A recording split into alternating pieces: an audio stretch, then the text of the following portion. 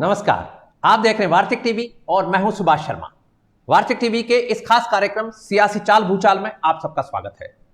जैसा कि आप जानते हैं, वार्तिक टीवी का ये स्पेशल फीचर है जिसे हम राजनीति को समर्पित करते हुए आपके समक्ष लेकर आते हैं। इसमें हम सिर्फ और सिर्फ राजनीतिक मुद्दों को लेकर चर्चा करते हैं और इस चर्चा में हमारे साथ हमेशा की तरह होते हैं राजनीति में लंबा चौड़ा अनुभव रखने वाले पूर्व मंत्री, राजनीति में चाणक्य कहलाने वाले चंद्रराज सिंघवी। हम सिंघवी साहब से हर सप्ताह ये प्रोग्राम आपके समक्ष लेकर आते हैं जिसमें हम जानने का प्रयास करते हैं सिंघवी जी से कि किस तरह की राजनीति चल रही है और ये राजनीति किस तरह से हमारे लिए, हमारे देश के नागरिकों के लिए लाभदायी होगी। राजनीतिक पार्टियों के क्या हालचाल हैं, विभिन्न राजनीतिक पार्टियों में क्या कुछ चल रहा है, क्या अंदर खाने चल रहा है और किस तरह की राजनीति और किस तरह की राजनीतिक पार्टियों के आगामी दिनों में होने वाली जो हरकतें हैं, जो सियासी चाल भूचाल है, वो किस तरह का होने वाला है। इस प्रोग्राम में हम मुख्यतः इन बातों को डिस्कस करते हैं। आज भी हम ऐसा ही करने जा रहे हैं। पिछले दिनों में क्या कुछ चल रहा है, क्या कुछ हुआ है और इसका हम पर क्या असर पड़ता है, इन सब मुद्दों का, इन सब बयानबाजियों का, इन सब खबरों का, इसको लेकर हम ये प्रोग्राम आपके समक्ष लेकर आते हैं। और हमेशा की तरह हम आपसे वही आग्रह आज फिर करना चाहेंगे कि राजनीति से चाहे आप कितना ही परहेज करें, राजनीति आपसे परहेज नहीं करती है। राजनीति के लिए आप एक सब्जेक्ट हैं, इसलिए राजनीति को समझना, जानना बहुत जरूरी है। तो चलिए करते हैं प्रोग्राम की शुरुआत, आगे बढ़ते हैं और हमारे कार्यक्रम के सूत्रधार चंद्रराज सिंघवी का स्वागत करते हैं। प्रोग्राम में उनकी अगुवाई में हम प्रोग्राम आगे बढ़ाते हैं। चंद्रराज सिंघवी साहब, स्वागत है, नमस्कार। धन्यवाद सुभाष जी। तो वैसे तो बहुत ही जबरदस्त घटना हुई है, पूरे देश में रोष है, पूरे देश को हिला डाला। उदयपुर की घटना ने, राजस्थान के उदयपुर में जिस तरह की ये विभत्स वारदात हुई है, इसने पूरे देश में एक गुस्सा, उबाल, एक तरह की सत्ताओं के प्रति, शासन के प्रति जो वितृष्णा है उसका भाव भी पैदा किया है। आपको क्या लगता है कि उदयपुर की ये जो घटना है, ये मजहबी कट्टरता, मजहबी उन्माद की वजह है या कि कानून व्यवस्था की विफलता की वजह से है? मजहबी कुर्बान, मजहबी घटना और किसी आदमी के शैतानी दिमाग के अंदर उपजे हुए शैतानियत के कारण ये घटना हुई है। मुझे अफसोस इस बात की घटना का है कि इसके बाद सर्वदलीय बैठक के अंदर राज्य सरकार के प्रयासों की प्रशंसा की गई। ये बात सही है कि बहुत ही शीघ्र अपराधी पकड़े गए, ये पुलिस का एक्शन ठीक था, पर यह किसी ने नहीं कहा कि 17 तारीख को जब उस आदमी को जान को खतरे की बात आई, उसको धमकियां आई, सर काटने की धमकी आई, फिर एक बार एक छोटा सा समझौते की आड़ में इंटेलिजेंस ब्यूरो चुप क्यों रहा? उसने पता क्यों नहीं लगाया कि समझौते के पीछे क्या है, शैतानियत दिमाग में क्या है, शैतान के दिमाग की उपज क्या है, उसके मन में पाप क्या है, वो क्या करना चाहता है। ये पूरी राज्य सरकार के आईबी विभाग की, सूचना विभाग की और पुलिस विभाग की कट्टर फेलियर थी। इस बात की भर्त्सना विपक्ष को करनी चाहिए थी और विपक्ष ने ऐसा नहीं किया। इस बात का मुझे दुख है। मैं घोर शब्दों में उसको दी गई धमकी के बाद रखी गई खामोशी, उसकी धमकी को गैर जिम्मेदाराना तरीके से लिया गया, गंभीरता से नहीं लिया गया, उसकी तह तक नहीं गई। धमकी देने वाला कौन था, आज उसका पता लगा रहे हो? पहले ही पता लगा लेते कि धमकी देने वाला कौन है तो नकली समझौते की कीमत तो नहीं होती, तो ये आदमी बच सकता था, इसकी जान बच सकती थी। और ये घटना नहीं हुई है, ये तो एक बहुत बड़ा चैलेंज था। वो जो तिवारी के स्टेटमेंट की बात प्रतिक्रिया के रूप में ये धमकी हुई, ये बहुत बुरा हुआ है, इसको मजाक में नहीं लिया जा सकता। इससे मालूम पड़ता है कि लोगों के मन के अंदर आज भी सांप्रदायिक विद्वेष की ज्वाला लगी हुई है। आज ये हिंदुस्तान के हिंदुओं की मानता है कि घटना की प्रतिक्रिया में कई ज्यादा आगजनी, तोड़फोड़ और विद्रोह नहीं हुआ है।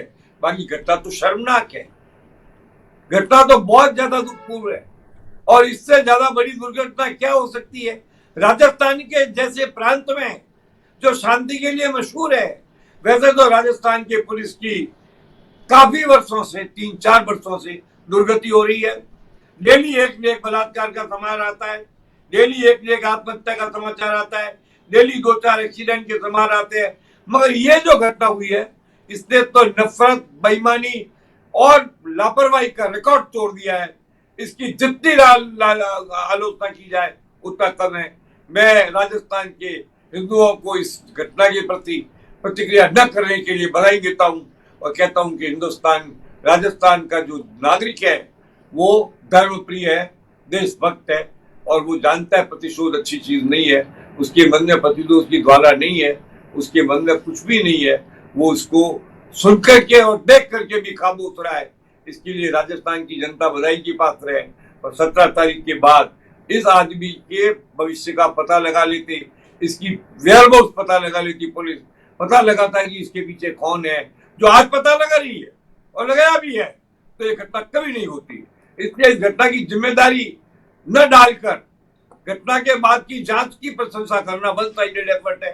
पहले घटना की निंदा की जानी चाहिए, फिर पुलिस के कार्य की प्रशंसा करे तो मुझे कोई ऐतराज नहीं होगा। राइट। तो इस घटना को लेकर हम आपके समक्ष 2-3 बातें रखना चाहते हैं। नुपुर शर्मा का जैसे आपने हवाला दिया, तिवारी जो आप नुपुर शर्मा का हवाला दे रहे थे, जो भारतीय जनता पार्टी के पूर्व प्रवक्ता हैं। नुपुर शर्मा ने जो टीवी डिबेट में जो कुछ भी कहा वो कानून की जद का मामला था। एफआईआर दर्ज हो सकती थी, उसकी जांच हो सकती थी कि क्या उसने गलत कहा है, क्या सही कहा है, क्योंकि भारत देश कानून से चलता है, संविधान से चलता है। ये कोई शरिया से या कोई कुरान हदीस से चलने वाला देश नहीं है, कोई इस्लामी कानूनों से चलने वाला देश नहीं है। ऐसे में वो एक रास्ता था। लेकिन हमारे यहाँ जिस तरह का माहौल पैदा किया गया, बूंदी में मौलानाओं ने, टोंक सहित कई जगहों पे मौलानाओं ने सर काटने तक की धमकी दी नुपुर शर्मा को, लेकिन आज तक कोई कार्रवाई उनके ऊपर नहीं हुई। करौली में जिस तरह से हुआ, जोधपुर में जिस तरह से हुआ, ये तो राजस्थान का मुद्दा रह गया है। लेकिन हम आपसे एक डीपर सवाल करना चाहते हैं, चूंकि आपका राजनीति में इतना लंबा चौड़ा अनुभव है, आप इन सब चीजों को देखते हुए आए हैं। सलमान रश्दी की बुक को मुस्लिम कट्टर जो तत्व हैं उनकी दबाव में आकर रोक लगाई गई। तस्लीमा नसरीन जो बांग्लादेश की एक बहुत मशहूर लेखिका हैं, उनकी पुस्तक के ऊपर रोक लगाई गई। ये 2 केस आपके सामने रख रहे हैं। शाहबानो के केस में जिस तरह का स्टैंड हमने मुस्लिम कट्टर जो तत्व हैं उनके दबाव में लिया, नुपुर शर्मा का जो केस है ये उसी तर्ज का केस है, उसी तरह का स्टैंड लिया भारत की सरकारों ने। और आपको ध्यान होगा जयपुर में लिटरेचर फेस्टिवल होता है, उसमें सलमान रश्दी को इनवाइट किया गया था और उनकी बुक को लेकर। लेकिन इन मुस्लिम कट्टरपंथियों की दबाव में उस वक्त सलमान रश्दी को आने से मना कर दिया गया। ये हमारे यहाँ दबाव की राजनीति हमेशा से होती आई है। एक उदाहरण हम आपके सामने फ्रांस का रखते हैं। फ्रांस में चार्ली हेब्दो मैगजीन में कार्टून छपे जिसमें प्रॉफेट मोहम्मद को लेकर, उनके जीवन को लेकर कार्टूनों के जरिए मैगजीन वालों ने कुछ बातें सामने रखी, लेकिन उसका विरोध हुआ। लेकिन फ्रांस की सरकार और फ्रांस की जनता अडिग रही, खड़ी रही। उन्होंने मानने से इनकार कर दिया मुस्लिम कट्टरपंथियों की बात को। उन्होंने कहा कि हमारे यहाँ फ्रीडम ऑफ स्पीच है और उसका हम सम्मान करते हैं। और इतना बड़ा, वहां पर भी बहुत बड़ा कांड हुआ। एक कांड उन्होंने किया, करने में सफल रहे वो, लेकिन उसके बाद कोई कांड नहीं कर पाए वो। उसके ऊपर कानून व्यवस्था ने अपना काम किया। लेकिन आज फ्रांस अपने एक अस्मिता के साथ खड़ा हुआ है, अपनी इज्जत के साथ खड़ा हुआ है। भारत हमेशा से ये जो ढुलमुल रवैया है, कहने के लिए तो हमारे यहाँ संविधान है, कहने के लिए हमारे यहाँ फ्रीडम ऑफ स्पीच है, लेकिन ये सेलेक्टिव है। ये सेलेक्टिव जब तक रहेगी तब तक इन कट्टरपंथियों को, इन उन्मादियों को शय मिलती है, और ये शय मिलती है तो फिर इस तरह की वारदात होती हैं। यदि शासन प्रशासन का हमारे कमिटमेंट के प्रति, हमारे संविधान के प्रति, हमारी फ्रीडम ऑफ स्पीच के प्रति इज्जत होती, निष्ठा होती, तो ये वारदात करने की इनकी हिम्मत नहीं होती। आप इस बारे में क्या कहेंगे? सीधी सीधी बात है कि हम लोग हर चीज को अपने स्वार्थ की दृष्टि से देखते हैं। ठीक है, नुपुर शर्मा की आलोचना पर प्रतिक्रिया हुई, पार्टी ने निकाल दिया, पार्टी ने एक्शन ले लिया, पार्टी ने सजा दे दी, कानूनी रूप से कर दिया, पार्टी ने संवैधानिक परवाह नहीं की, सिद्धांतों की परवाह नहीं की। उसके बाद में ऐसी कट्टरता का क्या अर्थ है, ये तो मैं आपसे पूछना चाहता हूं। इस कट्टरता की कोई जगह ही नहीं है। लेकिन राजस्थान सरकार जो धार्मिक सांप्रदायिक एकता का जो प्रसार करती है वो गलत करती है। यहां पर भी कहीं न कहीं किसी न किसी रूप के अंदर एक पर्टिकुलर संप्रदाय को समर्थन सरकार द्वारा दिया जाता रहा है। जोधपुर में ऐसा हुआ है और जोधपुर के पुलिस अधिकारियों ने इसको छुपे छुपे स्वीकार भी किया है। करौली में लो, जोधपुर में लो, भीलवाड़ा में लो, कहीं भी हो, सरकार का रवैया समाधान तो नहीं रहता है। सरकार का रवैया आने वाले चुनावों की दृष्टि के अंदर एक वर्ग विशेष, एक संप्रदाय विशेष को अपने साथ जोड़ने के लिए दूसरे संप्रदाय विशेष की आलोचना का रहता है, उनको दबाने का रहता है। वन साइडेड रहता है, एक तरफा रहता है, उसकी प्रतिक्रिया से हिम्मत बढ़ती है और हिम्मत बढ़ने का परिणाम होता है उदयपुर जैसी घटना। अगर सरकार का रवैया समानांतर रहता और बड़ी कड़ाई से रहता और किसी को राजी और संतुष्टिकरण की नीति का नहीं रहता, ये जो उदयपुर की घटना है ये संतुष्टिकरण की कांग्रेस नीति का परिणाम है। संतुष्टिकरण की नीति जहां होगी वह एक संप्रदाय हावी होगा, वो अपराध करेगा, वो क्राइम करेगा। अब आपको कहना नहीं चाहिए, पर आप मुझे बताइए, हिंदुस्तान की या राजस्थान की जेलों में जितने अपराधी जमा हैं, क्या वो तुष्टिकरण, उनमें से कितने प्रतिशत तुष्टिकरण की नीति के परिणाम है? पता लगाइए, गणित लगाइए, मैथमेटिक्स लगाइए, स्टैटिस्टिक्स लीजिए, आप सब समझ जाओगे। तो उदयपुर की जो घटना है वो उस लड़की के मामूली से प्रयास की विवश प्रतिक्रिया है। प्रतिक्रिया भी होती है कभी कभी, कोई आदमी किसी के चाटा मारता है तो दूर से दो चाटे लगा देता है, उसका सर नहीं काटा जाता है, उसकी गर्दन नहीं काटी जाती है, और वो भी तब जब अगला आदमी बोल रहा है कि मेरी जान को खतरा है। मैं आपसे बता दूं एक छोटी सी घटना जिसमें मेरा खुद का नाम है। जब लॉरेंस ने सलमान खान को मृत्यु की धमकी दी, उस धमकी में मेरा भी नाम था। मैंने तो पुलिस से पढ़ा, पुलिस का स्टेटमेंट कोर्ट में दिया गया कि जिसने सलमान खान को धमकी दी उसने ये भी कहा कि अगला निशाना चंद्रराज सिंह भी हो सकते हैं, मगर पुलिस ने कोई परवाह नहीं की, क्योंकि मैं तुष्टीकरण की नीति का लाभ करता नहीं था। मैं आलोचक था, विरोधी था, घोर आलोचना करता था सरकार की। ये तो ठीक है, भगवान ने कुछ किया नहीं, करती तो इस सरकार को परवाह थोड़ी थी। उल्टी हमारी सिक्योरिटी हटा ली गई। वो डॉक्यूमेंट मैं आपको दिखाना चाहता हूं, मेरे प्रेस में आके देखिए। और अखबार में न्यूज छपी कि जिन्होंने एक ज्वेलर की हत्या के बाद आपस में बात की जेल के अंदर, नरपत जोशी और लॉरेंस के लोगों ने अगला निशाना चंद्रराज सिंह को बनाएंगे, तो मुझे मालूम नहीं थी, वो अखबार में छपी, मैंने भी पढ़ी, पुलिस ने पढ़ी, 6% का एग्जामिनेशन हुआ, पर तुष्टीकरण की नीति से हम उस चीज के नहीं हकदार थे जिसे सुरक्षा कहा जाता है। सुरक्षा और अभिरक्षा, जब झगड़े होते हैं तब भी पुलिस का रवैया वन साइडेड रहता है।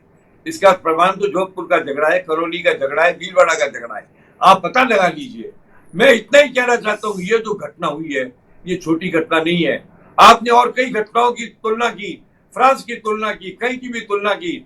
सुप्रीम कोर्ट ने कहा है अभिव्यक्ति की स्वतंत्रता है, अभिव्यक्ति की स्वतंत्रता संविधान के दायरे में है, मगर इसका ये अर्थ नहीं है कि कोई आदमी अभिव्यक्ति की स्वतंत्रता का अगर थोड़ा बहुत दुरुपयोग करता है तो आप उसके जीवन को समाप्त कर दोगे, आप उसकी हत्या कर दोगे, आप उसका सर काट दोगे, और फिर ये भी कहोगे कि मैं तो नरेंद्र मोदी का भी सर काट दूंगा।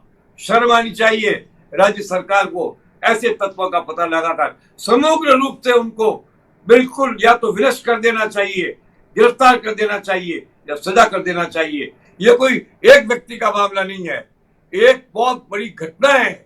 इस घटना के पीछे बहुत बड़ा दर्शन शास्त्र है, इस घटना के पीछे बहुत बड़ा तर्क है। उसकी जांच करना, उसका पता लगाना, पूरे गिरोह का पता लगाना, पूरे को सजा देना, पूरे को दबाना, और उस आदमी के साथ जो हुआ है उसके लिए संवेदना प्रकट करना, ये हमारा फर्ज है।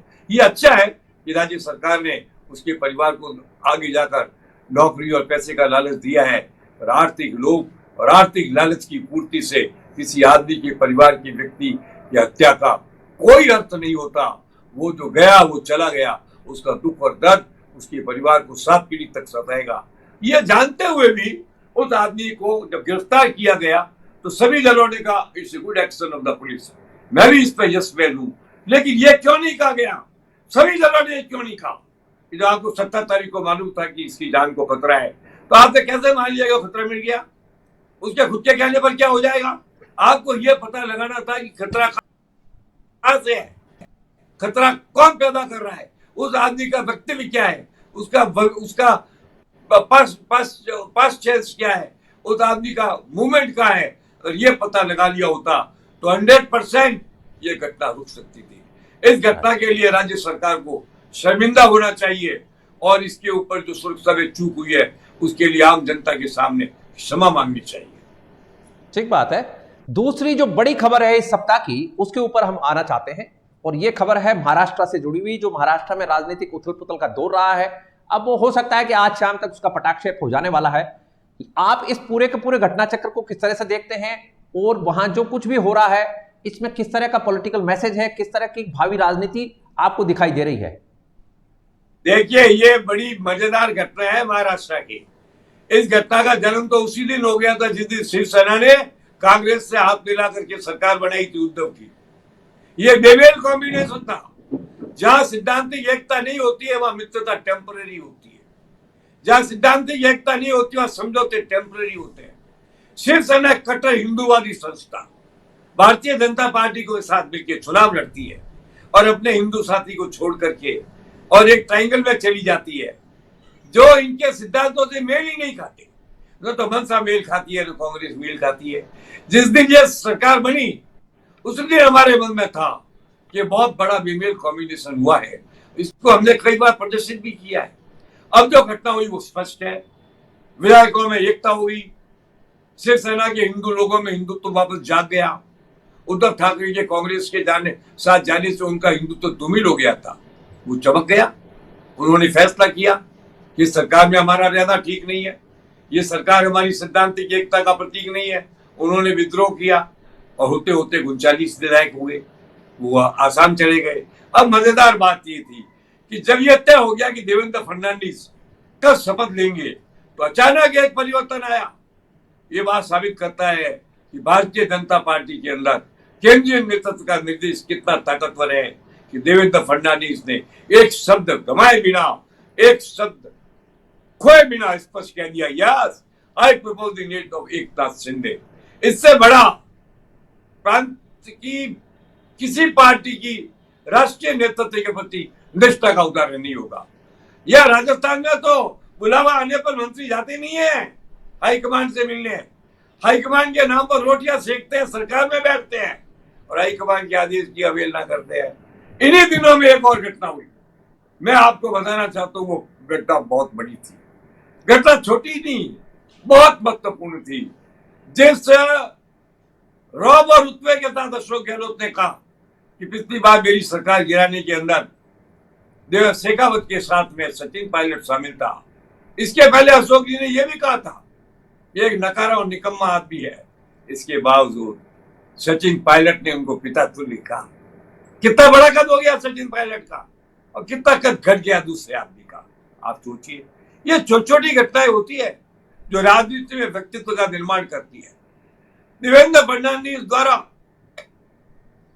एक घंटा गंवाए बिना सीधे सीधे बोल रहे, yes I propose the name of Eknath Shinde. मैं कहता हूं बधाई का पात्र है एकनाथ शिंदे और देवेंद्र फडणवीस, जिसने इतने बड़े पद को ठुकरा दिया केवल इसलिए कि मोदी और शाह का निर्देश था। इसे बोलते हैं प्रदेश की भक्ति, इसे बोलते हैं पार्टी की भक्ति। और एकनाथ शिंदे ने जब ये कहा कि भाजपा के साथ मिलकर सरकार बनाना हमारी सिद्धांतिक एकता का पुनर्जन्म होगा, बाला साहब के सिद्धांतों का पुनर्जन्म होगा, हिंदुत्व की रक्षा का पुनर्जन्म होगा, इसीलिए देवेंद्र फडणवीस ने कहा कि हमने सरकार के लिए एकनाथ को स्वीकार नहीं किया है, हिंदुत्व के लिए किया है। ये दोनों बधाई के पात्र है। It's a great decision. मैं इस डिसीजन की सराहना करता हूं। मैं तो बहुत पहले भी आपसे कह चुका था और कई बार कहा भी है, जहां जहां बेमेल समझौते होंगे वहां पर विघटन होगा। जब बेमेल समझौते होते हैं तो विघटन होता है, वो लंबे चलते नहीं है, वो टूट जाते हैं। ये तो नरसिम्हा राव की ताकत थी जो इतनी पार्टियों के संगठन को 5 साल चला दिया। ये अटल बिहारी वाजपेयी का हौसला था जो इतनी पार्टियों के संगठन को चला दिया, वरना चलता नहीं है, ऐसा होता नहीं है। तो ये क्या करते। अब उद्धव ठाकरे साहब, आपने कहा कि शिवसेना, जब आप शिवसेना पर अधिकार करके उनके विधायकों की इच्छा के खिलाफ पार्टी का दायित्व लेना चाहते हो तो उसको रोकने के लिए भारतीय जनता पार्टी का फैसला था कि सारे विधायक शिवसेना के हमारे साथ आ गए हैं तो पार्टी और पार्टी के बीच भी समझौता, दोस्ती, मित्रता और एकता होनी चाहिए। इस निर्णय से फैसला लिया गया। इस निर्णय में आलोचना की कोई गुंजाइश ही नहीं है। ये तो बड़ा दिल दिखाया फडणवीस ने, जिसको एकनाथ शिंदे ने अप्रिशिएट किया है। और एकनाथ शिंदे ने बिना मांगे मुख्यमंत्री का पद उन्हें मिल गया। एक शिव सैनिक का सम्मान शिवाजी का सम्मान है, एक शिव सैनिक का सम्मान हिंदुत्व का सम्मान है, एक शिव सैनिक का सम्मान राष्ट्रवाद का सम्मान है, एक शिवसेना का सम्मान महाराष्ट्रवाद का सम्मान है। इस एक आदमी के सम्मान को लेकर पूरी पार्टी के दिल में जगह बनाना, ये भारतीय जनता पार्टी का सम्मान है। ये बधाई के पात्र है। पहला कदम भी अच्छा और दूसरा कदम भी अच्छा। राइट, तो आपने शिवाजी का नाम लिया है और शिवाजी का जो मसला औरंगजेब के साथ था, औरंगजेब हिंदू सनातनियों का कट्टर दुश्मन था और शिवाजी का दुश्मन खास तौर पर था। और जिस तरह से उसने अत्याचार किए, इसके बाद शिवसेना के जो अभी जो गठबंधन था महाविकास आघाड़ी का, उसके जो मुख्यमंत्री उद्धव ठाकरे ने जाते जाते अपना मुंह उजला करने के लिए औरंगाबाद का नाम बदला और संभाजी नगर कर दिया, और दूसरा उस्मानाबाद का नंबर भी धार शिव नगर किया है। ये जाते जाते जो कालिक आ गई थी उद्धव ठाकरे के चेहरे पर, वो उन्होंने जाते जाते अपना उजला चेहरा दिखाने की कोशिश की है। और आने वाले जो सरकार के लोग हैं उनका भी ये एक तरह का एक जैसे कहते हैं कि खंडन करने की बात है कि भाई जो मांग आपने करी थी वो तो हमने पूरी कर दी, फिर भी आप हमारे साथ नहीं आए। तो ये इस तरह का भी एक प्रयास किया गया, लेकिन वो प्रयास भी उनका चला नहीं। और शिवसेना के अंदर तक की जो बात है वो उद्धव ठाकरे विश्वास असल में खो चुके थे शिवसेना का, इसलिए ये सरकार ताश के पत्तों के महल की तरह एकदम गिरकर सामने आ चुकी है आपके। और आपने बिल्कुल राइटली पॉइंट आउट किया, 7 बजे के बाद पता भी लग जाएगा, शपथ हो जाएगी एकनाथ शिंदे की संभवतः, और वो मुख्यमंत्री बनने जा रहे हैं ऐसा लग रहा है। अब आपसे एक और जो आपकी कर्मभूमि है राजस्थान, वहां के क्या राजनीतिक हालचाल चल रहे हैं ये और हम जानना चाहेंगे। अब राजनीति राजस्थान की साफ है। राजस्थान भाजपा के अंदर तो एक बात बहुत स्पष्ट हो गई है कि भाजपा किसी चेहरे को दिखाए बिना चुनाव लड़ने की घोषणा कर रही है। मेरे को संदेह है कि वो इस घोषणा पर अंतिम दम तक स्टैंड कर पाएगी। और जैसा मैंने कहा था, भाजपा में 6-7 मुख्यमंत्री के चेहरे हैं, 1 बाय 1 कई चले गए। अब तो 2-3 चेहरे बच गए हैं। दिया कुमारी का बच गया है, ओम बिरला का बच गया, वसुंधरा सिंधिया का है।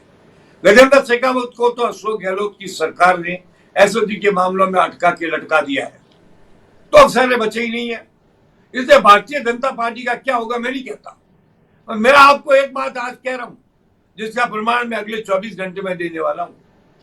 जब भारतीय जनता पार्टी के अंदर एकता की संभावना घटेगी और कांग्रेस में सचिन की लोकप्रियता के आगे अशोक गहलोत का सत्ता प्रियता का टकराव होगा, तो अशोक का व्यक्तित्व गिरेगा और सचिन पायलट का बढ़ेगा। वो तो सचिन पायलट का व्यक्तित्व उसी दिन बढ़ गया जिसने अशोक गहलोत के लिए पिता तुल्य शब्द का प्रयोग किया, जिसने नकारा निकम्मा कहा उसके लिए। मैं इसके लिए सचिन पायलट को बधाई देता हूं। पर कांग्रेस में भी अंतिम दर पर धड़ाबंदी हो रहेगी।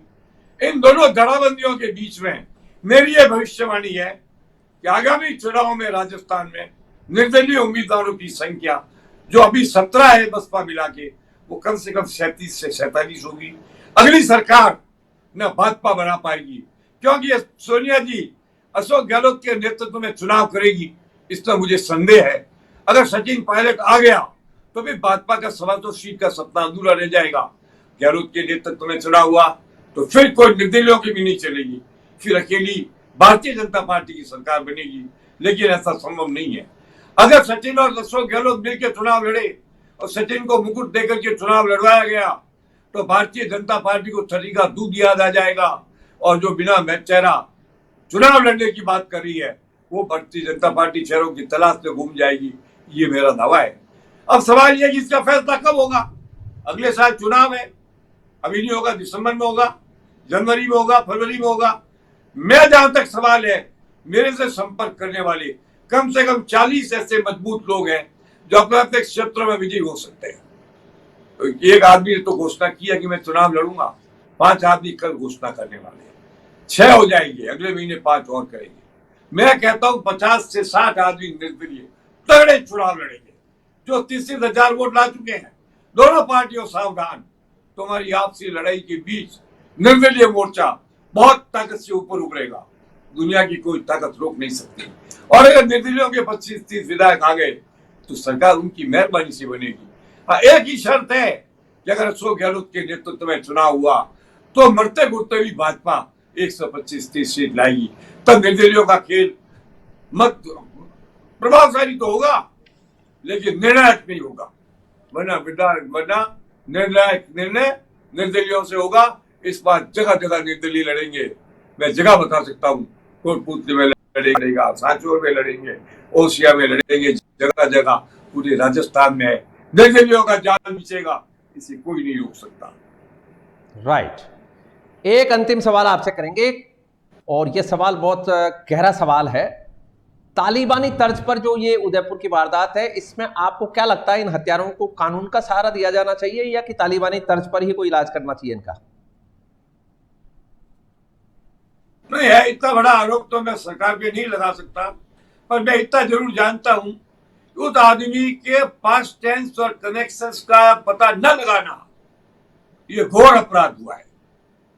अगर पास्ट टेंस का पता लगाते ही वो आदमी कहां था, कहां से आया, कैसे रहा, क्या करता है, कंपनी क्या है, किसके साथ सोता है, उठता है, बैठता है, जागता है, बात करता है, तो शायद राज्य सरकार तुरंत रूप से उस मृत व्यक्ति को सुरक्षा प्रदान करती।